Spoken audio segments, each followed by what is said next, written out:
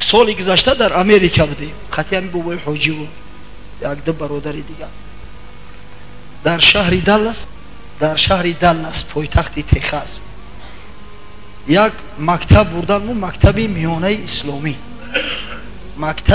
исломӣ ай синфи 1 то 12 ра дарс мехонанд. духтаро ай синфи 3 боло ҳама сатрпӯш. сатр ҳатмӣ будааст. мехоҳӣ намехоҳӣ модом ки мактаби исломӣ аст сатр мепӯшӣ. ҳар сол барои ҳар як талаба падаро $6000 медодиям. барои таълими асола $6000. мудири мактаб як бародар будааст, гражданини Америкаву, худаш аслан аз мардами Фаластин. хеле суҳбат кард қатимо. баъд бурд баъзе синфхонаҳоро нишон мудод. ай ҷумла дар як синфхонаи духтаро дохил шудем. бая духтарака гуфт қироат Қуръон, дарси Қуръон. мактаби миёна ай дарсои дунявиро мехонанд, физикаву химияраву дар баробари и дарсои исломиро мехонданд. хатм кунандаҳош ҳатман минимум 3 пораи Қуръона бояд аз ёд буданд. минимум 100 ҳадис аз имом Бухориро бояд аз ёд медонистанд. минимум китоби таҳорат салота аз фиқҳ месупорид. бинед ғайри дарсои дунявишо. бая духтарака гуфт ки бихон. тахмин як духтари 14-15 сола буд. тиловат кард ба таҷвид Қуръона. баъд мудир гуфт ки ин насронияи християнка ай.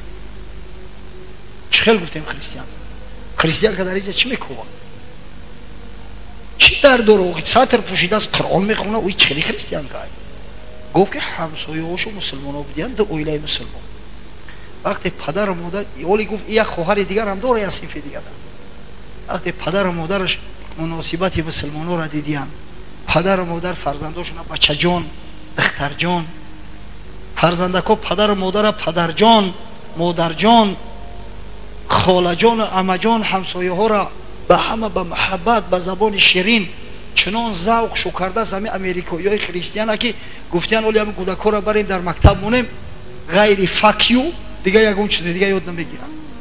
آوردیان در مکتب اسلامی موندیم. خشو به حال تو گفتم، با دلم اندیشه کردم اگر بیاین حال زار این مردمی ما را ببینن، این گپ کاری ما را ببینن، این دشنام حقارت‌های ما را ببینن، او فکیوی بود دستاورز نمیشه. این رفتار و کردار ما. قسم به خدا اگر ما حقیقتا مسلمانوار زندگی کنیم در کجای باشه، حقیقتا طبق فرموده خدا و پیغمبر زندگی کنیم، هم اسلام به یگان دعوا و به یگان جنگ جنجال خود به خود انتشار می‌یابد. اما افسوس و افسد افسوس کارایی میکنیم، رفتارایی میکنیم که نه به قرآن درست میآید نه به اسلام درست میآید. حضرت مولوی یک قصه آورده است در مثنوی شریف.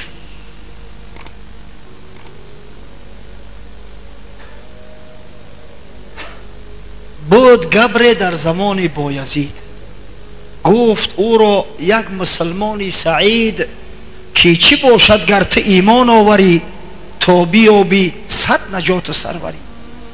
یک آتش پرست میگه در زمانهای شیخ بایزید بستامی زندگی میکرده است و یه روزی هم ملاد قلی راه میخپش آخی خانه سکته میگه عقل داری، فراست داری، بیمار داری که مسلمان شای تا خدای تعالی سعادت دنیا و آخرت برات بده.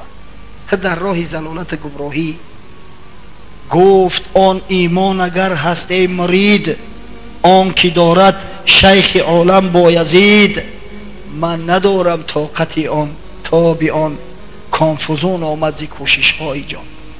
گفته اگر ایمان اسلام، گفته ایمان اسلامی بایزید در نظر داشته باشی زوری من نمیرسه. و این شیخ هم میبینم شب تا صبح در عبادت خدای، همیشه روزدار، غیر ذکر خدا یگان کاری دیگر نمیکنه، یگان گپی دیگر در زبانش نیست. اره معذور بدار که زورم نمیرسه.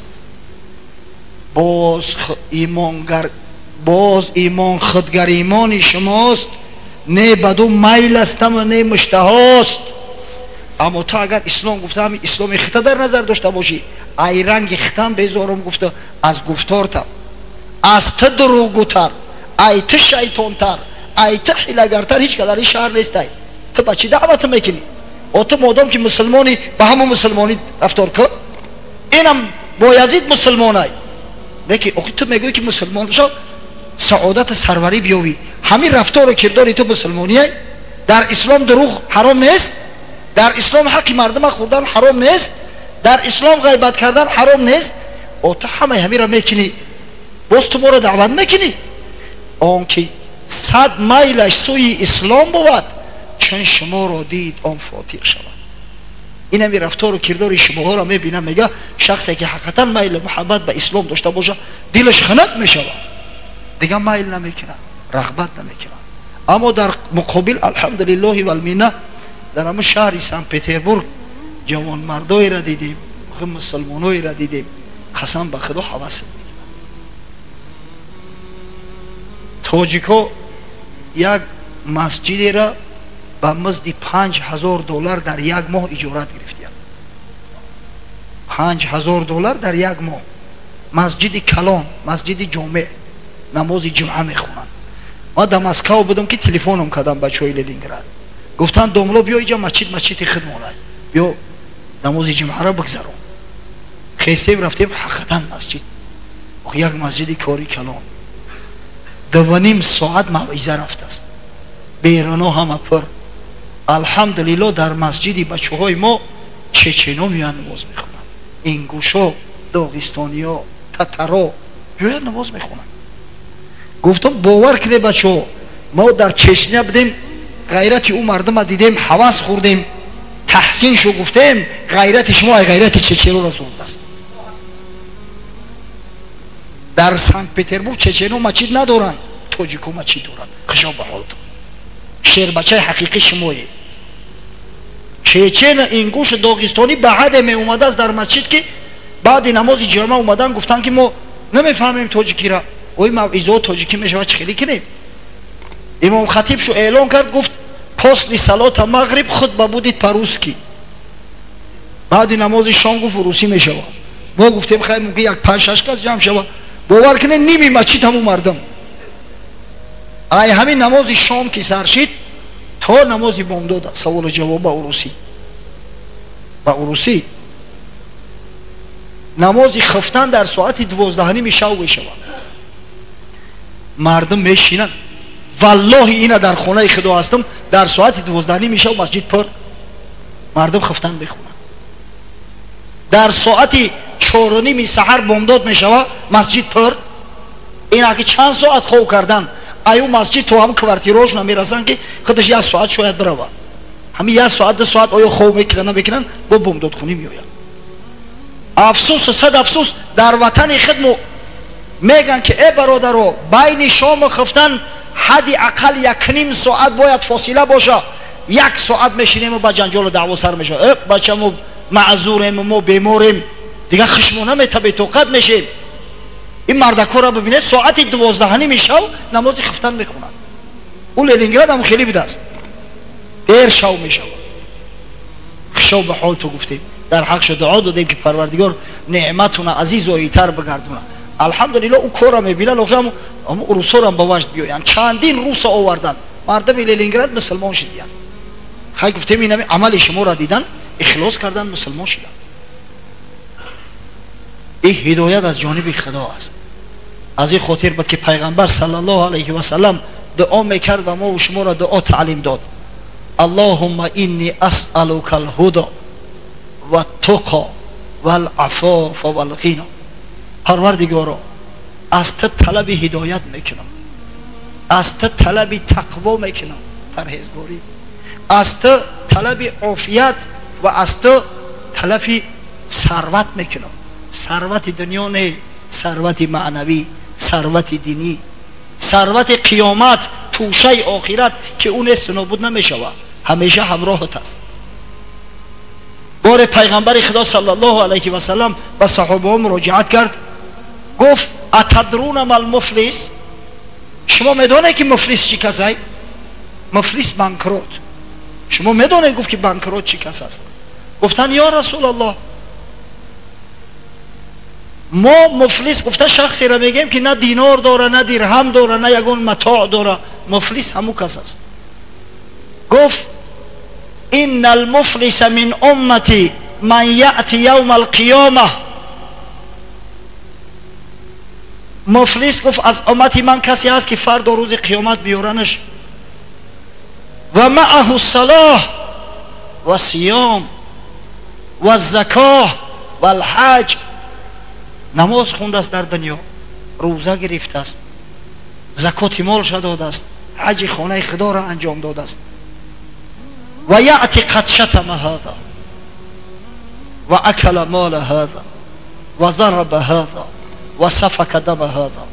اما این جگر ریخته ظالم بده است، یک آدم دشنام حقارت کرده است، یک کس غیبت کرده است، یک کس لط و کوب کرده، مال یک کس به ناحق خورده است، یک کسی خونش ریزانده است. بعد همه آدما میآیند حق طلب میکنند. فیعطى هذا من حسناته و هذا من حسناته. هر کدامش میاد حق طلب میکنه، اوجا دیگه درهم و دینار نیست. حسنات از نمازت میگیرن، حسنات از روزت میگیرن، حسنات از زکاتت میگیرن. وقتی که حسنات تمام شد، حال حق مردم ادا نشده، گناه های او را مینوس میکنن، در بالای سری تو میزنن. بعد گفت ای پاهاش کشان کشان میبرن، در دوزخ میپرتوینش. مفلس در امت من انا میخیل بودم میگن مفلس حقیقی انا این شخص است. پس وقتی پیغمبر صلی الله علیه و سلم غنا میگه، غرض غنای معنوی است، قناعت است، نانی حلال است، طعام حلال است، زندگی حلال است. اول ببینه که هدایت پرسی، زیرا واقعا هدایت فقط خدا میتونه بکنه. هدایت نوع میشوه، هدایت توفیقی و هدایت ارشادی. هدایت توفیقی آن است که خدای تعالی در قلب یک بنده محبت خود و محبت عبادت خود جا میکنه و او مردک نمازخوان میشوه، اهل ذکر میشوه. اگر خدای تعالی به کسی هدایت توفیقی نداده باشه، اگر تمام پیغمبران جمع شوند، چه جای واعظا تمام پیغمبرای خدا جمع شوند، او را هدایت کرده نمیتونه. مثال باریز و آشکارش ابو طالب است، اما که رسول الله صلی الله علیه و سلم، شخصی که در جان پیغمبر بیچاره، از خوردی کلانش کرد، از فرزندای خودش بلاش میگذاشت. وقتی حضرت صلی الله علیه و سلم بزرگ شد و وقتی که خدای تعالی مشرف به پیغمبریش کرد و دعوت شروع کرد، ابو طالب مثل سپر محافظتش کرد، نگذاشت که یک خاری در پشت بخله، نگذاشت که یک دشمن با چشم توهین و حقارت به او نظر بدوزد.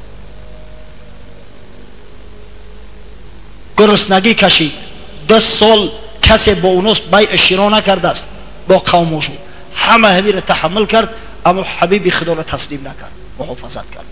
اما خدای تعالی از هدایت توفیقی که محرومش کرده بود، در وقت جان کندنش قصه در صحیح بخاری اومده است. پیغمبر خدا صلی الله علیه و سلم نزدش اومد، گفت امک جان، لا اله الا الله محمد رسول الله، من حجاب میشم، پرده میشم از آتش دوزخ، ترا از آتش دوزخ نجات میدم. خدای تعالی همه گناهات هم میبخشه، فقط همین لا اله الا الله محمد رسول الله.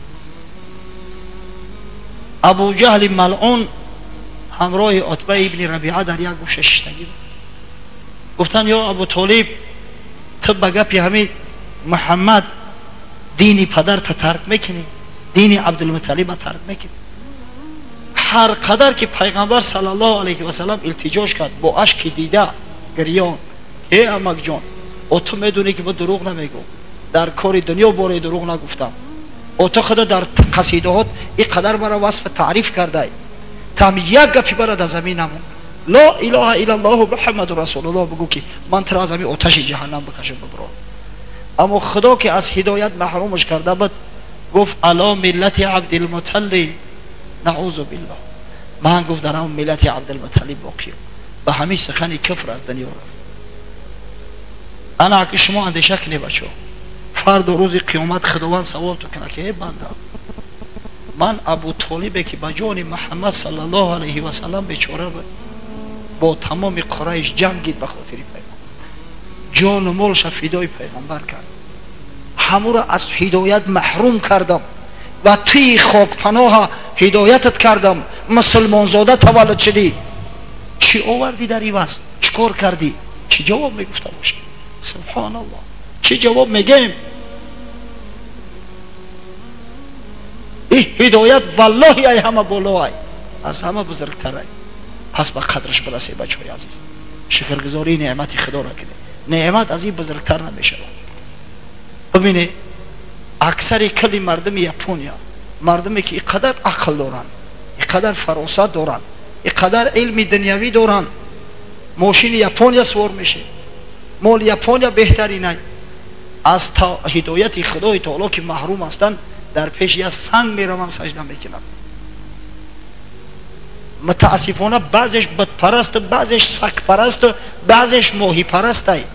اما ما را خدای تعالی هدایت کرده است هیچی خاک نداریم، ایمان داریم، هیچی خاک نداریم، لا اله الا الله و محمد رسول الله داریم. پس به قدر این نعمت کی میرسیم؟ کی؟ حضرت مولوی قصه میکنه آن یهودی گبرک آتش پرست بهر عزم هین در کشتی نشست.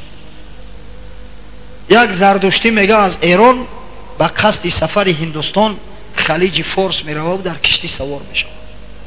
سفر کشتی آسان‌تر است، سبکتر است. در ایران تا به حال گبرها زندگی میکنن. در شهر تهران پایتخت ایران یک محله است، محله گبرها میگن، زیاده از 10,000 آتش پرست زندگی میکنن، عبادت خانه دارن.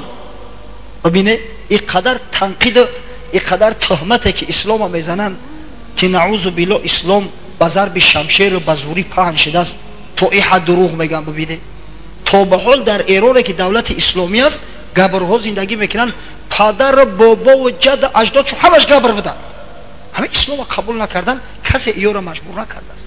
الحمدلله و المنه بابا و اجداد ما اختیارا اسلام قبول کردیان، کسی ایو را مجبور کردگی نیست. اگر که مجبور میکردن برای چی تو حالی را در ایران گبرها هستند؟ چرا؟ یکی از همون گبرها میگه به نیت سفر هندوستان میآید در کشتی سوار میشه. باد شرطه کرد گم راهی رشید، باد کشتی غرق کن اندر رسید. قدرت خدای تعالی در بحر طوفان میشه.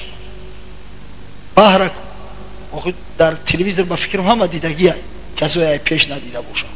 در بحر بعضا طوفان ها میشه و که موجش تا 15-20 متر میخیزه، ای خونه نهتجه را بلندتر ای موجش. وقتی که همون طوفان های کلان میشه و کشتی های اقیانوسگر در همین عصر 20-21 ما در تلواسه میغلطن، بعضا غرق میشوند. اگه تصور کنه که در عصرهای میانه کشتی های میدهکی بادبانی بدن، بادبان قدی بدن، وقتی که خیلی طوفان میخیز عادتا کشتی هایی که در بحر بودن غرق میشیدن. ناخاصیت طوفان میخیزه میگه کشتی را فرا میگیره.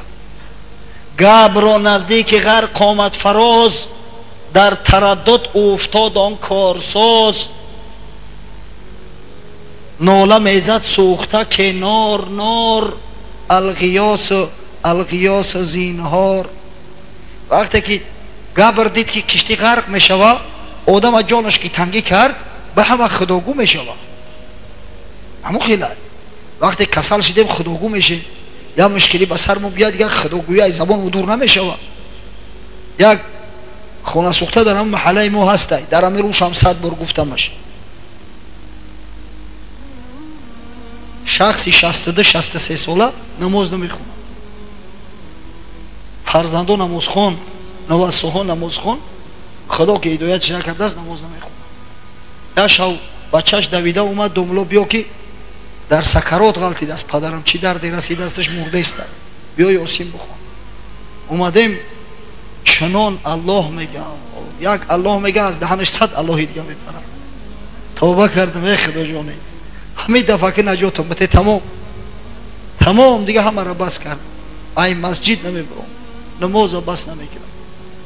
رودش در رودش پیچیده بوده، سکاری پامش گرفت بردش چخیلش کردن، او را نمیدونه اپیراسیش کردن، چکارش کردن، جو با جو شد ساز شد. بعد هر حالی برمده است کو مسجد برم و کو نماز بخونم. ای بدبخت او تا هوای نزدیکی گریه میکرده که پروردگار رو نجات امتی تمام دیگه ای مسجد دیت نمیبرم، هیچ کتره مجبور نمیگیره که ای مسجد نبرو، آخه بیا نماز خدا را بخون.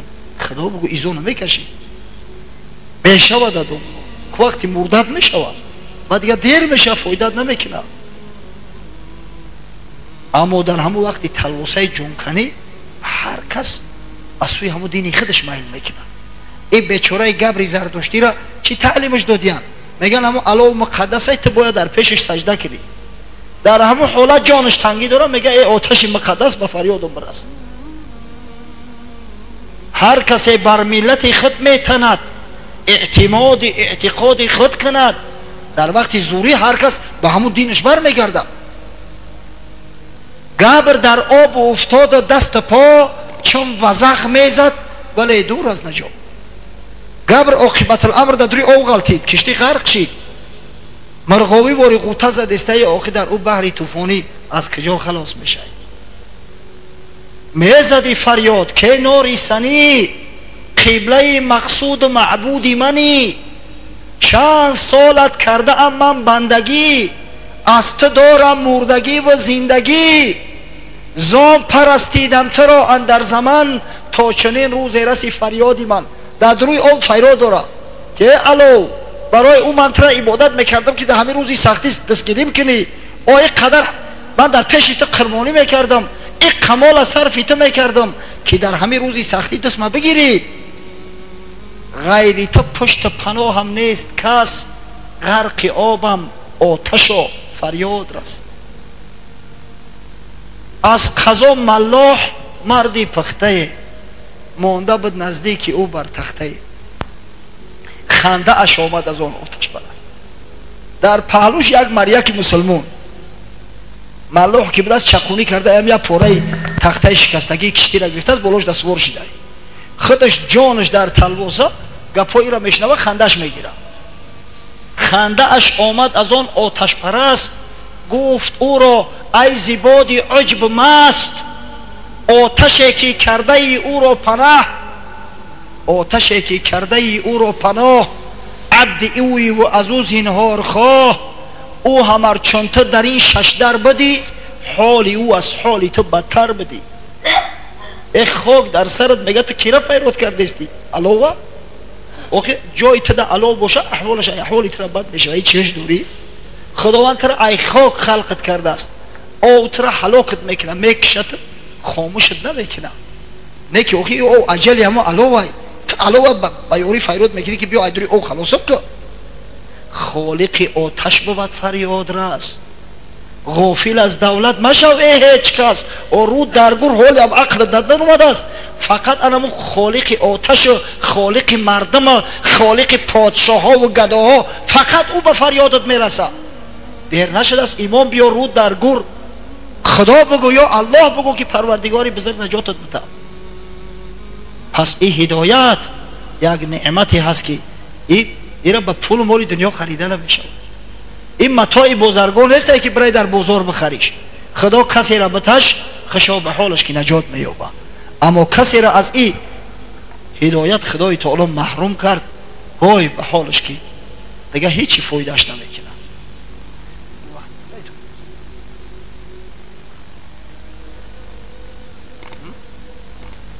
دیگه یک 5 دقیقه دیگه مونده است. راستی ما را برادر عزیزمون حاجی دولت شاه دعوت کرد و توی فرزندش ابوبکر جان که قومی ما هر وقت در شهر باشه در مسجد ما یا نمازش میخونه. برای کسای مرا نمیشناسن، من داملا عبدالرحیم امام خطیب مسجد جمعه محله قزاقانی شهر دوشنبه ام. اگر که شهر رفته بری در مسجد ما. خب این برادر ما دولت شاه این یاری کهنه و قدیمی ما از جوانیش من یاد دارم ما طلبه مکتب خان بودیم یا طالب علم بودم در اون محله قزاقانی ما که الحمدلله خانه ای نبود، حجره ای نبود که یک چند طالب علم در اونجا زندگی نکنه. در اونجا سکونت داشت، درس میخوند، درس میداد. زمانای طالب علمیش در اونجا گذشته است. ولی الحمدلله همسایه مونای در همون نزدیکی است و در 5 وقت نماز در مسجد ما نماز میخونه. خشا به حالش که خدای تعالی فرزندای صالح سالیمش داده است. همین فرزند گپ تا گوش نکنه، بگوی بچه‌م بیا همین توی تا به موزیکا کنه، بیا توی تشرعی کنیم، یک مجلسی روانی کنیم. بعدگهر اگر گردن کشی کنه بگه نه من میفورم که زفرچه را بیارم، چیکار میکنی؟ چیکار میکنی؟ اینمی فرزند اگر سرکشی کنه، پس همین نعمتی بزرگی باور کن. این چی نعمتی بزرگی است که فرزند بگه که پدر جان من میخواهم که توی سنتی باشه، میخواهم که ارواح گذشته ها هم شاد شوند، میخواهم که ابتدای زندگیم اسلامی شود تا اینکه پروردگار از این نکاح فرزندای صالح سالم بده. بسیار نعمتی بزرگ است. وقت کم مونده است، وقتی نماز شام هم شده است. در حق برادر دولت شاه دعا میکنیم که پروردگار از جمیع بلا و آفات ارضی و سماوی نگهبانش باشه. خداوند فیض احسان و برکات در خاندانش توسط پای خدام این دخترک صالحه کیلنش وارد بسازد و پروردگار فرزنداش ابوبکر جان و عمر جان این نامو را ببینه. الحمدلله ابوبکر عمر قسم به خدا دلت او میخوره. پروردگار این فرزندک را از جمیع بلا و آفات نگهبان باشه و خداوند برای بابای دولت شاه نبیروهای صالح مثل فرزنداش عطا کنه تا اینکه نبیروهاش عمر عثمان علی نام کنه، چاریا را بود کنه، کامل کنه در اویلش. و پروردگار شه عروسی جوان از جمیع بلاها و آفتهای ارضی و سماوی نگهبان باشه. خداوند از دامانش و فرزندای صالح و نوری چشم، قاریای قرآن، عالمان با عمل، مجاهدین راه حق، خادمان شریعت غرای محمدی به دنیا بیاره. و پروردگار این برادرای را که امروز در این مجلس، در این مکان که مقدسترین مکان در روی زمین است، خانه خدا است، اگر چنده بسیار هوا بوغ است، گرم است، در آب عرق متور شده ایم، اما به خاطر شنیدن کلام حق، سخن حق، پند اندرز حبیب خدا محمد صلی الله علیه و سلم نشستند. پروردگار جمیع خشی های زندگی را برامون محیا گردان، جمیع مراد و مقصودامون حاصل ساز. خداوند او جوانایمون که هنوز زندار نشیدن از این نعمت بزرگ بی بهره هستند، پروردگار و صاحب زنهای صالحه گردان. و خداوند او برادرایی را که آرزو دارن که توی فرزنداشون، توی نکاحی فرزنداشون مثل برادر دولت شاه گذرانن، پروردگار رو به این مراد و مقصود رسان. پروردگار رو توسط توی های نکاحی فرزندای صالح حلال زاده را در جامعه زیاد کن و فسق فساد حرام و زنا را از مملکت ما دور گردان. و وقتی که این وطن پاک شد، جامعه پاک شد، فرزندان صالح سالم نمازخوان شدند، پس پروردگار را رزق و روزیامون فراخ و وسع گردان تا محتاج دستنگری دولت های کفر نباشیم. پروردگار را ملک سرزمینمون آبادان بدار. خداوند و بلا و آفت ها را ای سرمان دور نگه دار، زیرا ما تا به توانی بلا و آفت های تر نداریم.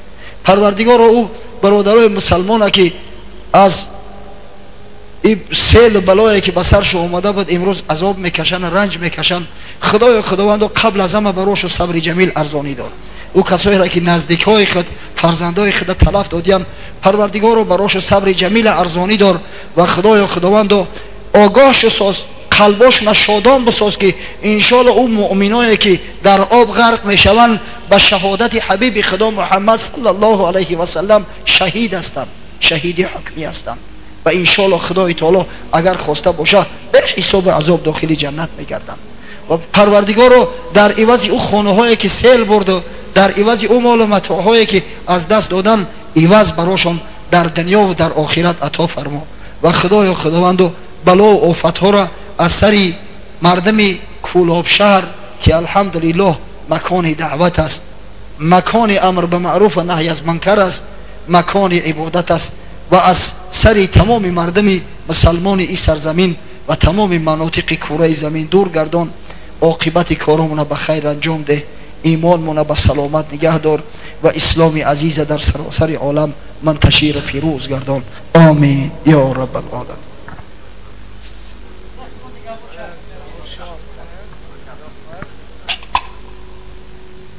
همینجا خوری بچه ها، ششتگی هم بچه ها تا شام بعد شام، وقتی شام شید انشالله نباشه بعد شام هم یک لحظه میشینه یک چند نظم میخونن. این نظم بسیار مفید است، اگر با مورد باشه و در جاش باشه هم حماسه قهرمانی را بیدار میکنه، هم شوق اشتیاق زیاد میکنه، هم میل محبت به خدا و به پیغمبر زاید میگردونه. بعد نهایت آخرتاً آیه چند از قرآن عظیم شان تبرکاً میخوانند، دعا میکنیم همه پشتی کاری خود میشود. و آخر دعوانا ان الحمد لله رب العالمین.